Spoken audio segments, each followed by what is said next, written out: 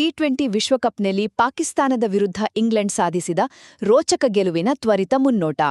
Super 8 ಹಂತದ ಈ ರೋಮಾಂಚಕ ಪಂದ್ಯದಲ್ಲಿ ಪಾಕಿಸ್ತಾನವನ್ನು 2 ವಿಕೆಟ್ಗಳಿಂದ ಮಣಿಸಿದ ಇಂಗ್ಲೆಂಡ್ ಟೂರ್ನಿಯಲ್ಲಿ ಮೊದಲ ತಂಡವಾಗಿ ಸೆಮಿಫೈನಲ್ ಪ್ರವೇಶಿಸಿ ಇತಿಹಾಸ ಸೃಷ್ಟಿಸಿದೆ.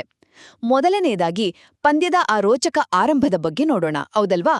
ಮೊದಲು ಬ್ಯಾಟ್ ಮಾಡಿದ ಪಾಕಿಸ್ತಾನ ಸಾಹಿಬ್ಜಾದಾ ಫರ್ಹಾನ್ ಅವರ 63 ರನ್ಗಳ ಬಲದಿಂದ 164 ರನ್ಗಳ ಸವಾಲಿನ ಮೊತ್ತ ಕಲೆ ಹಾಕಿತು. ಇದನ್ನ ಬೆನ್ನಟ್ಟಿದ ಇಂಗ್ಲೆಂಡ್ ಪಾಕಿಸ್ತಾನದ ವೇಗಿ ಶಾಹೀನ್ ಅಫ್ರೀದಿ ಅವರ ಬೆಂಕಿ ಬೌಲಿಂಗ್ಗೆ ನಲುಗಿ ಕೇವಲ ಪವರ್ ಪ್ಲೇನಲ್ಲೇ ಪ್ರಮುಖ 4 ವಿಕೆಟ್ ಕಳೆದುಕೊಂಡು ಅಕ್ಷರಶಃ ಸಂಕಷ್ಟಕ್ಕೆ ಸಿಲುಕಿತ್ತು. ಎರಡನೇದಾಗಿ ಇಂಗ್ಲೆಂಡ್ ಕ್ಯಾಪ್ಟನ್ ಹ್ಯಾರಿ ಬ್ರೂಕ್ ಆಡಿದ ಜವಾಬ್ದಾರಿಯುತ ಸಿಡಿಲಬ್ಬರದ ಆಟ. ಒಂದು ಕಡೆ ವಿಕೆಟ್ಗಳು ಪಟಾಪಟ ಅಂತ ಉರುಳುತ್ತಿದ್ರು, ಸ್ವಲ್ಪವೂ ಎದೆಗುಂದದ ಬ್ರೂಕ್ ಕೇವಲ 51 ಎಸೆತಗಳಲ್ಲಿ 10 ಬೌಂಡ್ರಿ ಹಾಗೂ 4 ಸಿಕ್ಸರ್ ಚಚ್ಚಿ ಬರೋಬ್ಬರಿ 100 ರನ್ ಸಿಡಿಸಿದ್ರು. ಅವರ ಈ ಅದ್ಭುತ ಶತಕವೇ ಇಂಗ್ಲೆಂಡ್ ತಂಡವನ್ನ ಸೋಲಿನ ದವಡೆಯಿಂದ ಎಳೆದು ತಂದು ಗೆಲ್ಲಿಸಿದ್ದು. ಕೊನೆಯದಾಗಿ ಈ ಗೆಲುವಿನ ಹಿಂದಿದ್ದ ಆ ಚಾಣಾಕ್ಷ ತಂತ್ರದ ಬಗ್ಗೆ ಹೇಳಲೇಬೇಕು. ಇಂಗ್ಲೆಂಡ್ ಕೋಚ್ ಬ್ರೆಂಡನ್ ಮೆಕಾಲಮ್ ಅವರ ಸಲಹೆಯಂತೆ ಬ್ರೂಕ್ ತಮ್ಮ ಎಂದಿನ 5ನೇ ಕ್ರಮಾಂಕ ಬಿಟ್ಟು 3ನೇ ಕ್ರಮಾಂಕದಲ್ಲಿ ಕಣಕ್ಕಿಳಿದದ್ದು ಪಂದ್ಯದ ಗತಿಯನ್ನೇ ಪೂರ್ತಿಯಾಗಿ ಬದಲಿಸಿಬಿಟ್ಟು.